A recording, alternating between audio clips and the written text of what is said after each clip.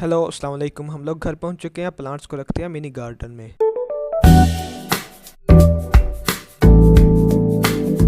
सारे प्लांट्स आ चुके हैं। अब हम अफ्तारी करते हैं, कल इन्हें लगाएंगे। Good morning. नेक्स्ट डे आ चुका है। आज हम प्लांट्स और ग्रास को लगाते हैं। आज वेदर भी बड़ा ज़बरदस्त है, सो काम करते हुए हमें ज़्यादा गर्मी नहीं लगेगी। ग्रास को लगाते हैं। यहाँ पर ग्रास को लगाने के लिए सबसे पहले हम लोग मिट्टी में लाइंस लगाते हैं, तो फिर लाइंस लगाना स्टार्ट करते हैं।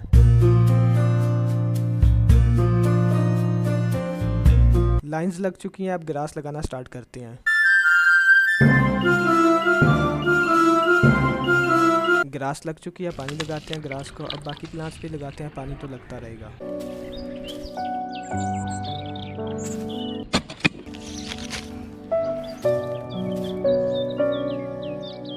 प्लांट्स लग चुके हैं और सारे प्लांट्स को पानी भी लगा दिया। अल्हम्दुलिल्लाह हमारा मिनी गार्डन रेडी है। अब जैसे जैसे ग्रास और प्लांट्स ग्रो करेंगे तो यहाँ पर ग्रीन माहौल हो जाएगा, माहौल बनता जाएगा। ये तो था हमारा मिनी